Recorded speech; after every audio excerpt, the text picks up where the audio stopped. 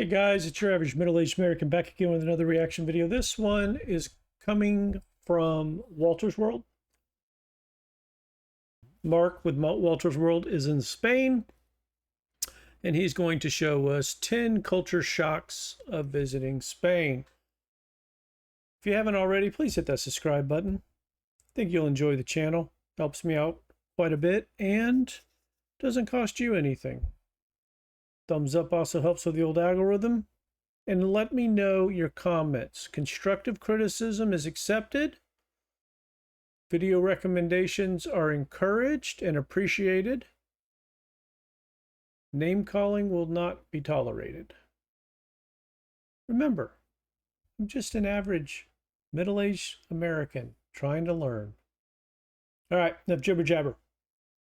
Let's get on with it. Fellow travelers, Mark here with Walter's World, and we're on the beaches of Spain, enjoying the shocking loveliness of this country. And today we have for you are the 10 things that are going to shock tourists when they come here to Spain. And the first thing that shocks people is just how wonderfully awesome the Spanish people are. Look, they know that their economy is based off of tourism, and they treat the tourists right. They're fun, they're friendly, they give you directions, they tell you jokes. They're crazy awesome, they'll party with you. And if you get to be friends with a mama, a grandma, an abuela, expect to eat the best food of your life, and then double that food times like 1,000 because she'll just keep feeding you.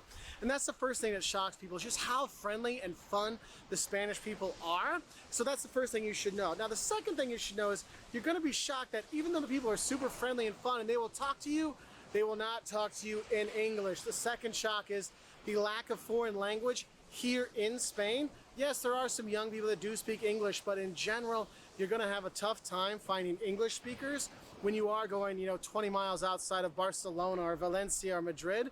So just know. Fun fact, I took French in high school. Barely passed. I took Spanish in college. I passed.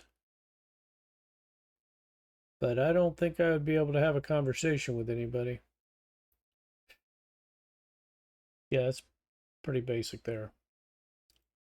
You want to know a little bit of Spanish or Catalan when you're here in Barcelona to kind of communicate with the people. But the thing is, the lack of foreign language isn't just the Spanish people, it's also the foreigners that move here to retire. If you go to Costa del Sol, like by Malaga, you will have more chances to eat an English breakfast than you will tapas, because so many Brits go there to retire and they don't learn any Spanish. You go to Mallorca, the 17th Bundesland, or the 17th German state.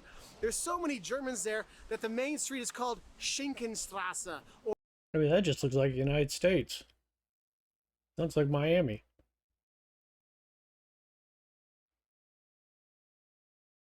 Or Ham Street. I mean, it's crazy. So if you're gonna come here, just know you're gonna need to know some Spanish when you come to kind of get around, because it will make things easier. And those really friendly Spanish people, when you speak a little bit of Spanish, that opens it up so much more, and they're gonna want to talk to you. Even if you only took 1 year of Spanish in high school, they will open up and be so friendly and just share so much that you're gonna love it. Now, the third thing that's gonna shock you about Spain is the siesta is real. It's not just some legend you hear about, oh, siesta, where they just stop working for a few hours in the afternoon. No, it really happens. Now, in big cities like Barcelona, no, it doesn't really happen anymore. But if you're gonna be traveling to some of the smaller towns, you're gonna go to Santiago de Compostela and do the Camino de Santiago, or you're gonna go to Ronda and see the stuff there, expect stores to be closed from 2 until 5 in the afternoon. So get your shopping done before. I mean, is it for naps? Is that really what it's for? Everybody goes home and takes a nap? Or are they just... All right, I get it. Americans work too much. I understand all that. So my question is, let's say you have a small shop that you own yourself, Maybe you only have a couple employees and you're in a kind of a semi-tourist area. Are you closed during that time because you came in early and then you're gonna kind of leave in the middle of the afternoon, relax a little bit, then you're gonna come back and then work till 7 or 8 o'clock that night? Or is it you take 3 hours off in the middle of an 8-hour day? Let me know. I am curious. I've also done a little bit of research, more general research on European countries, and as far as income and stuff. And it seems to be, I'm not saying that America's any richer or any of that. I'm not arguing that. But it seems to be that America's median income is much, much higher than it is in Spain. So I guess in theory, a lot of people that have the ability to retire may end up in Spain because the cost of living is less. Tell me if that's accurate or not. Do you guys in Spain, do they get a lot of foreigners retiring there? I mean, for example, last time I looked, it was literally, I think our median income was 3 times that of Spain. That doesn't mean we live 3 times better. It just means that, you know, our economics are based on a income of 3 times higher. I'm sure our rent is probably 3 times higher than yours and all that. So my question is if you're coming from America, or if you were had the ability to work remotely with an American job while in Spain, would that be a large cost of living difference? Would your dollar go a lot further in Spain? Let me know. My trademark. If you know, let me know. I swear I'm going to trademark it. So don't you dare. Don't do it. After, because that can be a problem. And if you're going to be doing government business, or you got to get a visa or stuff like that, that can affect it as well. So the siesta, it is real. Don't always expect things to be open all day long. And that kind of goes into the 4th thing that's going to shock you is time in Spain. Notice I don't have a watch because time is kind of irrelevant here in Spain. You know, they talk about this mañana attitude. Yeah, we'll get to it tomorrow and stuff like that. But the time here is kind of funny. You'll ask people, when should we meet? Oh, let's meet at lunchtime. What time's lunchtime? Ah, lunchtime. Well, here in Spain, that could be 1, 2, 3, 4 o'clock in the afternoon. It can mean a lot of different things, and it kind of shocks tourists when they don't have a really set time period. And for a tourist, how that also affects you is, look, you need to know is it's not just the siesta 2 to 5 o'clock closing. Restaurants might not open till noon. They might not serve food until 1 in the afternoon. But also dinner times, they might not have their dinner menu until 7 or 8 o'clock at night. And the Spaniards eat at 9 or 10 o'clock at night as well. So you do have this kind of weird Spanish time frame when you're here. And when they... All right, if you're eating at 10 o'clock at night, I assume that means you're not going to bed till 1, 2 o'clock in the morning. So, like, if you work at a bank, I mean, do your banks open at 9 o'clock in the morning? Or I guess I just don't understand how that works in a normal environment where certain things have to be open. I mean, obviously, some restaurants have to be open for breakfast. But if you're eating dinner at 10 o'clock at night, 11 o'clock at night, you know, and you're getting home and you're taking a shower, going to bed, next thing you know, it's 1 o'clock, 2 o'clock in the morning, and you work in a bank or a real estate office or a whatever, grocery store, does that mean you're getting up 4 or 5 hours later and going to work? If you know, let me know. So confused. I mean, I'm in bed by 10 o'clock. I can't imagine eating dinner at 10 o'clock. They go out at night, man, you don't even think about going out to what, 1 or 2 in the morning? I mean, it is a different world when it comes to time here in Spain. So if you got your Swiss watch, just leave it at home because you don't need it when you come here, okay? Because Spanish time will shock you how it's eating late and doing things later, and things are mixed up, and when is what, and mañana is mañana, but it also means later. I don't even know. And so that's something that does shock a lot of tourists. I've seen so many like Dutch guys and Germans like pulling their hair out, that it is kind of funny. So the 5th thing that's going to shock you when you come here is the lunch menus. Now, I know we think lunch, what's the big deal? Everybody has a little bit of a deal at lunchtime. Here in Spain, they have a law that actually goes back to the Franco times that says, look, all restaurants have to have a 2-course meal that can be affordable to the average man or woman or whatever. And what's cool is you can go to some of the nicest restaurants in Barcelona or Madrid or Santiago, wherever, and get a good meal, 2-course meal, for a good, cheap price. So imagine great food at a great price at a great restaurant. That's awesome. But the thing is, for tourists, sometimes they might forget to mention that to tourists. So make sure you ask, hey, what's the lunch menu today? And usually it'll be at the back of the menu. They'll have an extra piece of paper, or it's an extra menu they'll bring out. Make sure you ask, because I've seen more than a few tourists who didn't know about it. They didn't tell them, so be careful with that. Now, the 6th thing that's going to shock you also deals with food, and that is how disgusting the paella and the sangria is if you're within, I don't know, 4 or 5 blocks of a tourist site. For some reason, I don't know why, well, I do know why, but if you see a tourist site, they're going to make sure there's paella and there's sangria there. But the thing is, it's not paella de mama. It's not homemade. It's like a microwave version of it, and it's horrible. That's why when people come to Spain, they say, oh, paella is horrible. Well, yes, if you have, microwave White Castle in America, all of the food isn't good either. Look, if you want to have good paella, go to a real restaurant, and they're going to serve it to you in a thing. They'll say you have to have 2 or 3 people minimum to have the paella, because it comes in this huge, huge pan, and not the stuff you get at one of these, restaurants. Okay, what is this? Just let me know. If you know, let me know, because I have no idea what I'm looking at. I mean, it almost looks like a kind of a stew without as much liquid. I'm going to ask my standard question. Can I just get a steak and a potato and a salad? There's a salad right there. I see it.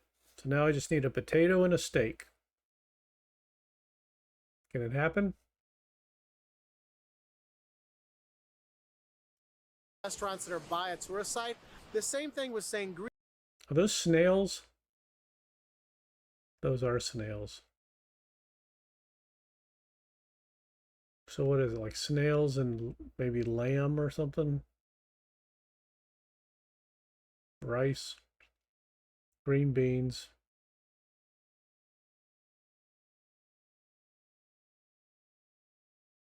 All right, in all seriousness, I mean, excuse me for just being so average and so American.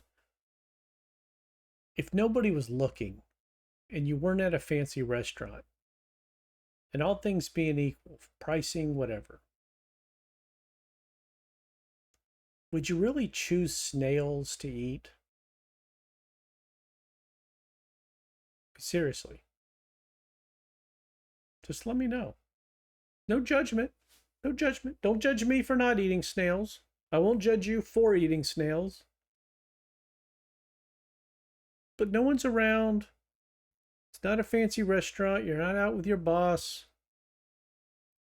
Snails what you're going for?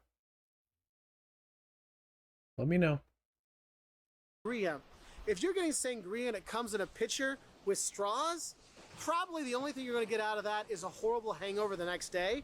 So make sure you go to a little bit nicer bar and get sangria there. And if you're in a place like here in Barcelona, get it sangria made with cava, the bubbly champagne kind of bubbly sparkly wine they have here in Catalonia.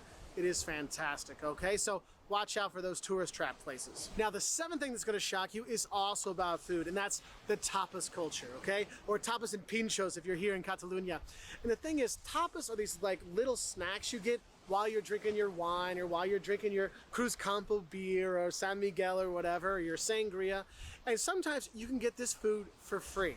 I'm going to drink some beers. Oh, they might bring some calamari, or they might bring patatas bravas, these potatoes with a red sauce on top. It's to die for. You have to have patatas bravas when you come here. Just do it, okay? And you have this, and it's such a cool aspect of their culture that you sit back, drink beers and stuff like that, get some free tapas and things like that to enjoy the culture, meet people. Great way to talk. The thing is, when you're getting tapas, sometimes you do pay for them. Sometimes they are free. If you want a bigger plate, you get what's called a ración. So tapas is like 1 or 2, ración is like 7 or 8 or 10, okay? So you're gonna obviously pay more for it, but you will be shocked, that whole tapas culture of going to a cava bar here in Barcelona and having the snacks and stuff like that, the tapas, and your cava, talking with friends. It is so awesome. It is shocking how much that is such a part of the culture that you have to do, okay? Now, I've talked about the free food, like the free tapas you can get sometimes, and how friendly the people are. But one of the things is, the 8th thing that's going to shock you is the service here in Spain. That mañana attitude. Look, things are not going to be going speedy here. You're in a hurry, it's not going to happen. Your bill, you're going to have to ask a few times for it to come. And you will see that, you know what, services... Why? I mean, why is being polite not a universal language? I don't understand. I mean, is that a capitalist thing, that in America you get your bill when you finished your meal because you're done? You could stay as long as you want within reason, but here's your bill. If you need to go, you can go. That way we have the table to serve someone else so we can make more money. You know, there's a fine line there. But I've only been rushed out of a handful of restaurants, ever. And I've never have to sit around and wait for my check. I don't understand. I mean, why is that that keeps getting said over and over and over? You know, in Europe, you've got to demand your check. I mean, it's crazy. It makes no sense to me at all. So someone help me out. Tell me what's going on. I understand the laid back attitude and all that. I understand all that. But there's been plenty of times that I've sat with my bill on the table and still gotten refills and everything else. Of course, we have free refills. That, you know, you don't have to, you're not getting rushed out, but you also don't have to hunt down your waiter to get your bill. I mean, it's so strange to me. I don't understand it. Spain isn't that great. They are super friendly though, but don't be surprised if they're going to finish their conversation with 5 other people before they bring you the bill. And the one thing I kind of see, whereas the bad kind of side of this bad service stuff, is when you go to restaurants and tourist places, they're going to ask you, oh, would you like our fish of the day? And then they never tell you the price. Or they'll show you a price like, wow, that looks like a good deal. And you'll get your king prawns for, oh, it seems like it's only $10 for 5 of them. No, that's per gram or per kilo or whatever, and you can get really screwed. I know for us, we found out the hard way. We went out to eat, and they said, we looked at the fish. They said, oh, you want to get the fish of the day? And we said, sure. And I looked at the price, like, oh, that's actually a good deal. I got the fish of the day, a big one. It turned out, I thought it was going to be 10 euros. It was 80 euros. So when they say, oh, would you like the fish of the day? Make sure you ask what it is, what is the price per gram. Yeah, let me help you out with that. If you're intentionally trying to deceive tourists, which is what that sounds like, then you're going to end up getting burned in the long run. I can assure you. I'm just going to try to say this as nice as possible. When I call my credit card company up, they're going to listen to me more than they're going to listen to you. So you do what you got to do, and I'll do what I got to do. I mean, it's sad that it comes down to that. It really turns me off, you know, I mean, obviously I've got to check out some other videos on Spain, but I really thought Spain was just easy going, everybody's friendly. So far, I've heard poor service. You're getting ripped off if you're near a tourist spot. You're getting ripped off if you're in a restaurant that knows you're a tourist. You're getting ripped off if you don't order the exact thing you should order, you know, based on the lunch menu. I'm withholding judgment as much as I can, but so far, Mark here has not made me want to go to Spain. Tell me if he's wrong. This is my first video on Spain. I've got 2 or 3 of them lined up in the chute. But he, seems to be a pretty straight shooter based on the other videos I've seen. And I know he's trying to be helpful.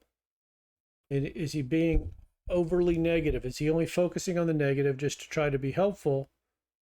Or is he off base? Or is this reality?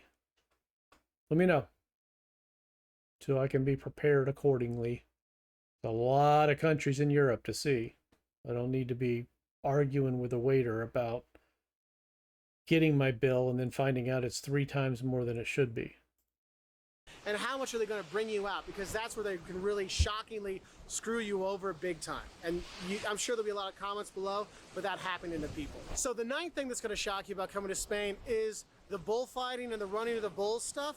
If you've never seen a bullfight before, you need to realize this is not for the faint of heart. You will see lots of blood. You will see a lot of stuff that may really disturb you. Yeah. I know one I went to in Madrid, the guy was horrible. The people in the Plaza de Toros, they were throwing their seat cushions at the matador because he was so bad and there was blood covering everywhere. It was really a traumatically shocking experience. And that's one of the things. If you think, oh, I'm going to see romantic bullfights, don't be shocked if you are shocked by the amount of blood and just intense thing that there's. But it's a cultural thing here, and it can kind of continue on with that 9th shock. Is the running of the bulls is not.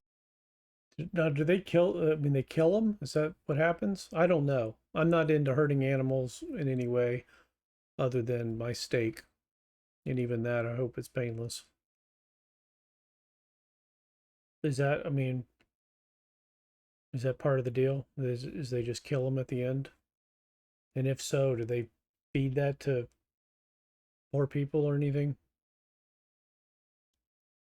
I've got no interest in looking at animals being hurt. I know.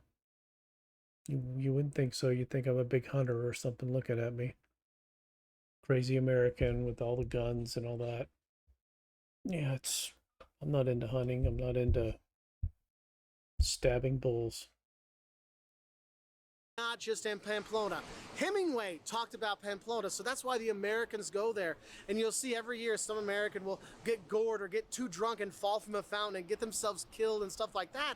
It's horrible, but you need to realize the running of the bulls happens in a lot of towns, a lot of small towns around the country, and bullfighting isn't legal in every part of the country, okay? You should know that. So don't expect to see bullfighting everywhere, but it does exist, and the running of the bulls does exist in a lot of places. So if you want to see the running of the bulls, you want to watch the running but not be running in it, there is a lot of opportunities for that, okay?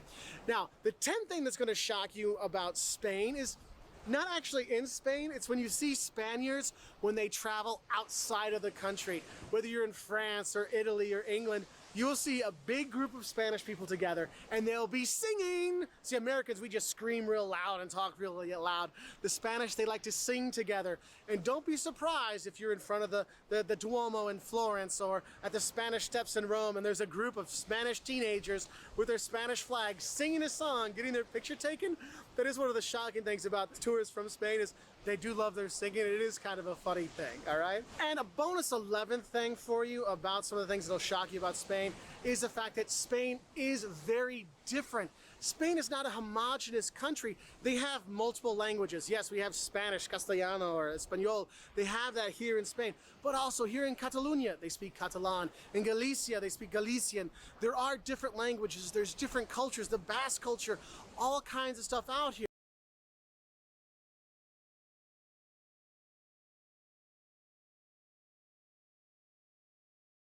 That's pretty.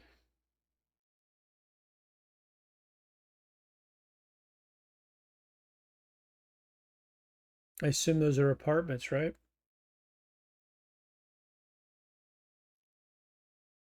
Culture, all kinds of stuff out here. You think Spain is just beaches and great weather? I'm in Barcelona and it's cold and it's windy and it's not supposed to be this way because I'm on vacation here in the summer.